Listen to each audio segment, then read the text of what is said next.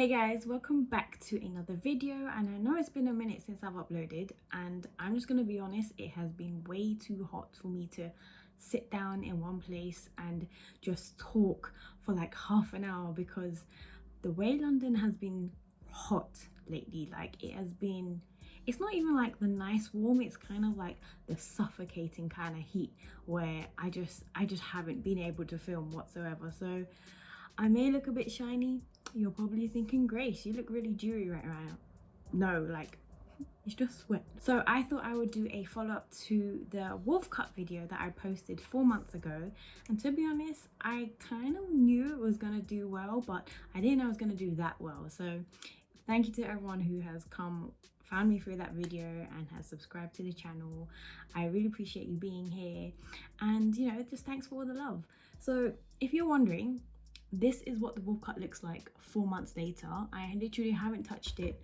I feel like my bangs, they have been getting quite long, so even when I try to curl the front, like it's not holding the curl anymore. So I think I may need to kind of give it a trim, because look, even when I try to style it so it does this, it's heavy now, so it just doesn't hold its curls. And also because I've got naturally straight hair, so it just kind of hangs, plus the heat doesn't help whatsoever. So a couple of comments that I was reading through, a lot of you girls were kind of like me, where you're worried about hair loss and your hair was thinning, so you wanted a solution for your thinning hair, so that's why you found the video. And to be honest, I wanted to use those comments and talk about my hair journey as well, and anything that might help, because from where I was 4 months ago to where I am now, like, things have changed. My hair has gotten a lot better.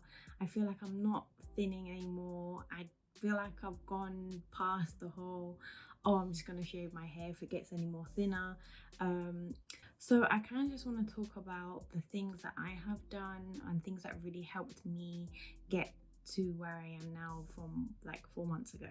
So just a disclaimer, there is nothing that I'm going to say in this video that is going to be like a quick fix or like a pill, or I'm not going to recommend any like vitamins or hair growth products, because one,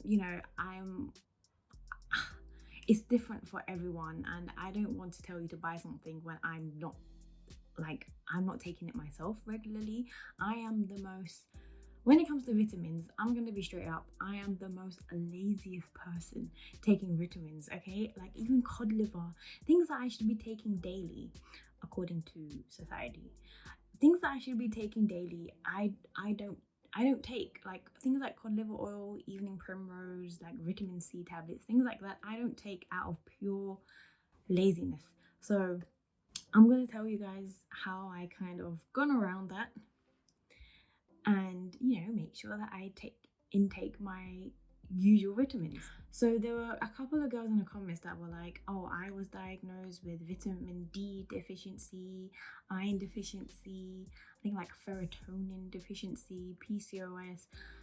Me too. Like I was diagnosed with PCOS like a few years ago. I think I had it for about 10 years until the doctors really picked it up, because I just didn't have all of the symptoms except for irregular periods, so that took ages. I didn't know that could affect your hair growth, but it would kind of make sense because for as long as I can remember, I've always had thin hair.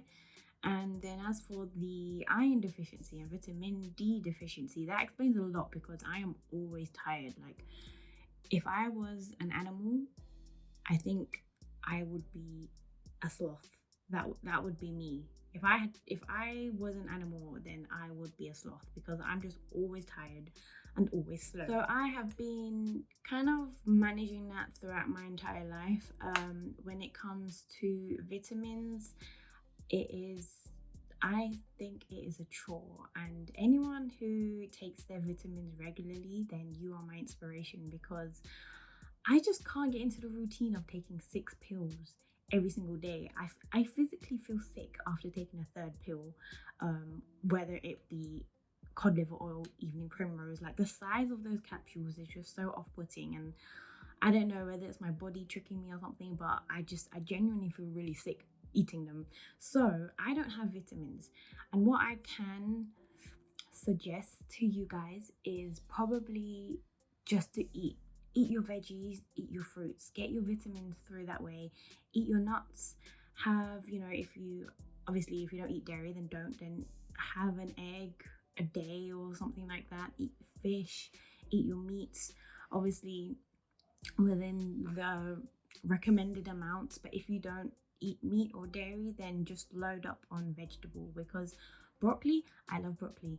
Broccoli has so much vitamins, like most greens, to be honest. They have a lot of, I think it's vitamin B and folic acid, which is great for your hair.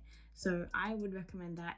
If you don't really cook vegetables like that, then probably just whack it all in like a blender or something like that, and just make yourself a green smoothie. Like, that's a great way to consume, especially if you're lazy to take vitamins or to cook. Then you can't, like, you have no excuse. You just whack everything in, add a bit of milk or apple juice, and then just consume it that way. I think that way is a lot better than vitamins, because there's also that side of me where I'm like, do vitamins even really work? Like, how do I know that this vitamin that cost me £2.99 versus this vitamin that also cost me £15.99?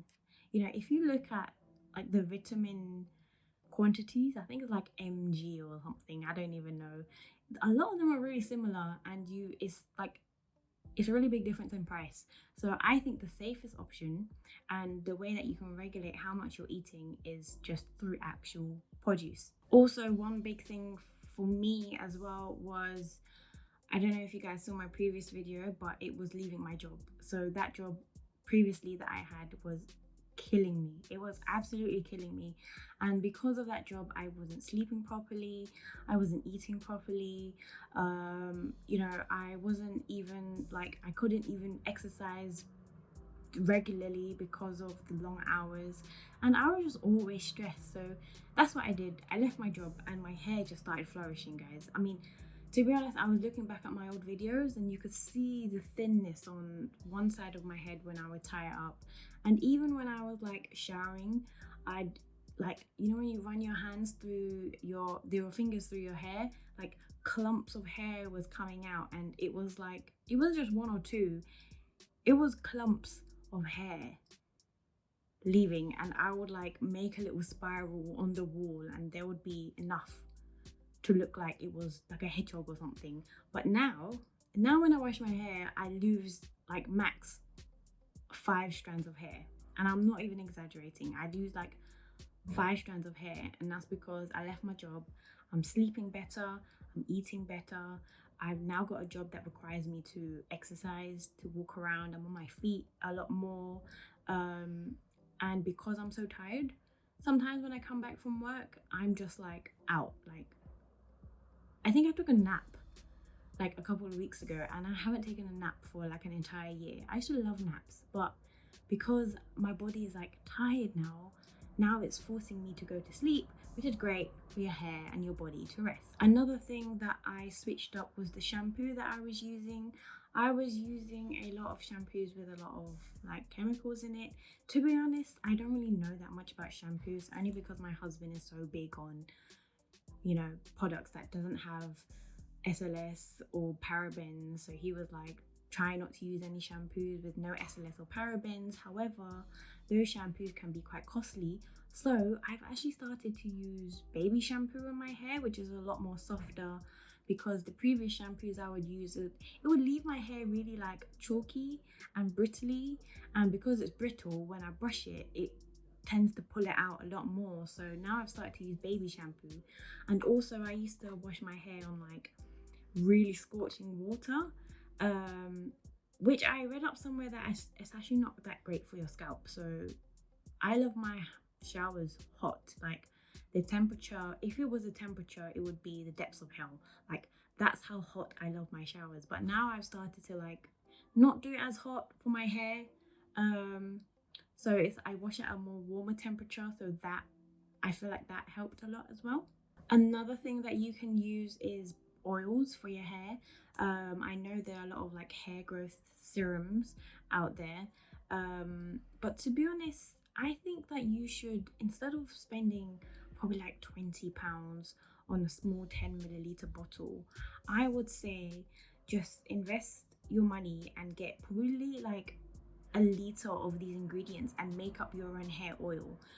They say that vitamin E and castor oil, jojoba oil, and like coconut oil is really good for your hair.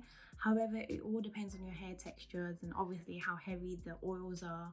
So I would say do your research, try and find something that's suitable for your hair type, and I would say like constantly massage your hair, because I don't know if you've seen this like videos of Indian girls getting their hair massaged by their mums. Like they do it really vigorously, like they're really massaging the oils in, so that's why they have like thick luscious long hair. I don't know if it's like scientifically proven that way.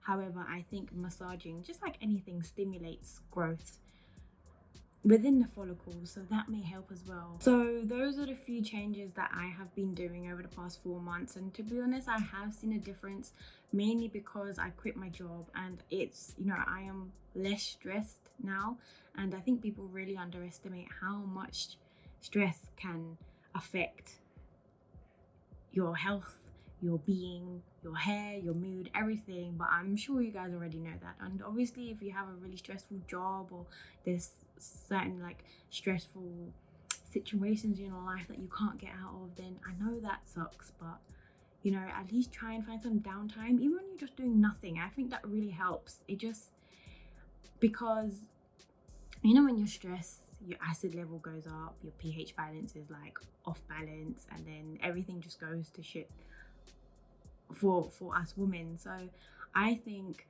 you know, it's so very cliche, but self-care, and literally just try and relax as much as you can and eat your veggies, eat your fruits, and you know, oil your hair, spend time on yourself. That genuinely really helps. And that's it. Like, if you guys have any suggestions as well, anything that you have tried that really helped you, then let us know in the comments, because I guarantee, even if no one replies to you, there's gonna be people who read through the comments and be like, oh, I'm gonna try that, and not say anything. But you know, in a way, we're all kind of helping each other. So yep, that is my hair loss journey.